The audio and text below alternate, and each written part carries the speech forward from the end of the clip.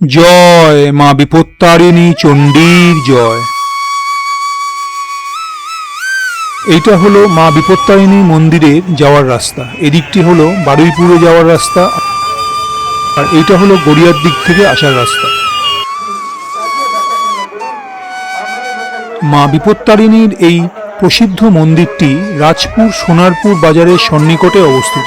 যারা আগে এখানে আসেননি তাদের উদ্দেশ্যে বলবো, আপনারা কলকাতা বা তার সংলগ্ন যে কোনো অঞ্চল থেকে প্রথমেই চলে আসুন গড়িয়া বা কবি নজরুল মেট্রো স্টেশন কিংবা শহীদ ক্ষুদিরাম বা ব্রিজি মেট্রো স্টেশন। তারপর সেখান থেকে অটো করে খুব সহজেই চলে আসুন রাজপুর সোনারপুর বাজারে। এই রাজপুর সোনারপুর বাজার থেকে পায়ে হেঁটে মাত্র 10 মিনিটেই আপনি পৌঁছে যাবেন মা বিপত্তারিণীর মন্দিরে।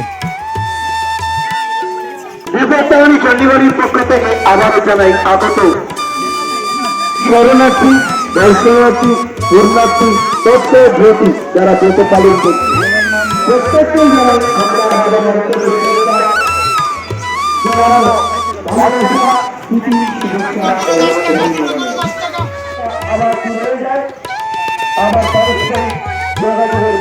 মা বিপত্তারিণী হলেন আদ্যাশক্তি দুর্গার এক কল্যাণময় রূপ।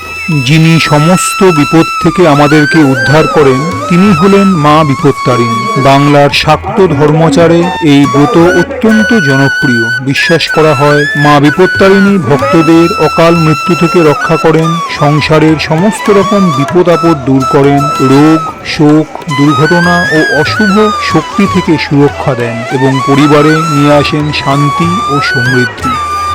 যদিও নারীরাই অধিকাংশ ক্ষেত্রে এই ব্রত বেশি পালন করেন, তবে পুরুষরাও মায়ের পূজা ও মানত করে থাকেন।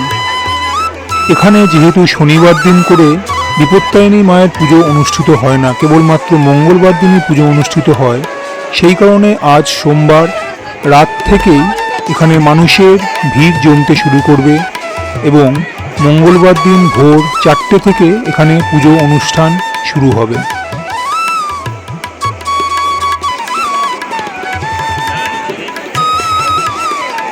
রথযাত্রার পর নির্দিষ্ট তিথিতে এই ব্রত পালিত হয়ে আসছে। প্রতি বছরই এইখানে মা বিপত্তারিণী পূজা অনুষ্ঠিত হয়। প্রতি বছর তিথি অনুযায়ী তারিখ পরিবর্তিত হয়। প্রতি বছরই শনিবার এবং মঙ্গলবার ব্রত পালন হলেও এই মন্দিরে শুধুমাত্র মঙ্গলবার দিন করেই পুজো অনুষ্ঠিত হয়। ব্রতের দিন হাজার হাজার ভক্ত ভোর থেকে লাইনে দাঁড়িয়ে পূজা দেন। রাজপুরের চণ্ডীবাড়ি এই সময় বিশেষ আয়োজন, আরতি, প্রসাদ বিতরণ এবং লাল সুরক্ষা সুতো বাঁধার অনুষ্ঠান হয়।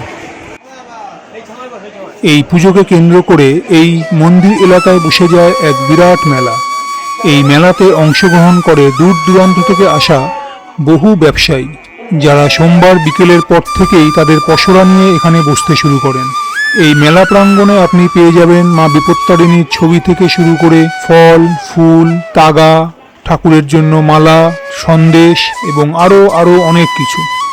আপনি যদি বাড়ি থেকে মায়ের পুজোর উপকরণ আনতে ভুলেও যান, তাও এখানে এসে এই মেলা থেকেই আপনি সংগ্রহ করে নিতে পারবেন মায়ের পুজোর সমস্ত রকম উপকরণ।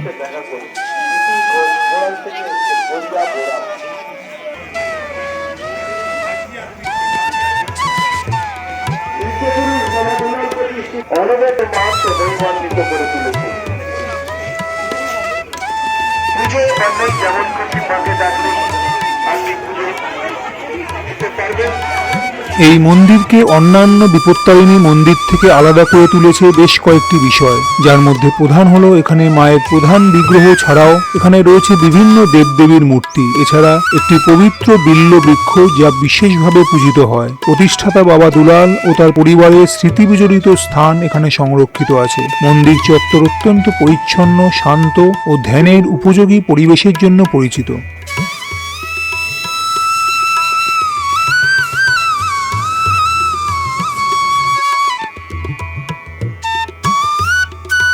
রাজপুরের এই মন্দিরের প্রতিষ্ঠাতা হিসেবে বাবা দুলালের নাম বিশেষভাবে উল্লেখ করা যায়। মন্দিরের প্রচলিত কাহিনী অনুযায়ী তিনি এক দিব্য দর্শনে মা বিপত্তারিণীর আবির্ভাব উপলব্ধি করেন। এরপর তিনি এই মন্দির প্রতিষ্ঠা করেন এবং মাকে নিজের মা রূপে ভক্তদের আরাধনা করতে শেখান। তার উপদেশ ছিল, বিপদের সময় আন্তরিকভাবে মায়ের নাম স্মরণ করলে তিনি ভক্তকে সমস্ত বিপদ আপদ থেকে রক্ষা করেন।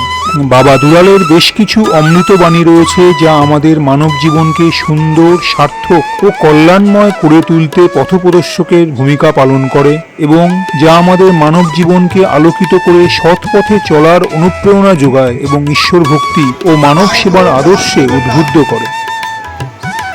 শুধু একবার পায়ে হাত দেবেন, হাতটা মাথা দেবেন, প্রণাম বাড়বে।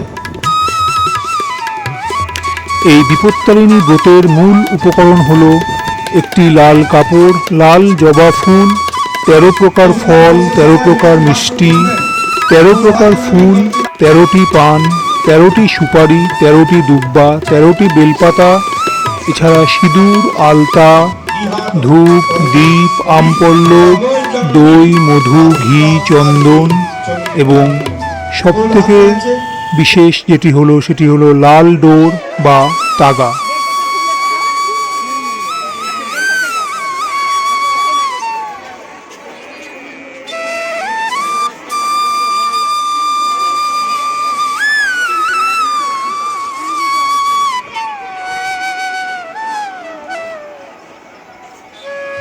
পরিশেষে মায়ের কাছে একটি প্রার্থনা, হে মা বিপত্তারিণী, আমাদের সকল বিপদ আপদ দূর করো, পরিবারে সুখ, শান্তি, সুস্বাস্থ্য ও কল্যাণ দাও, সত্য, ন্যায় ও ধর্মের পথে চলার শক্তি যোগাও।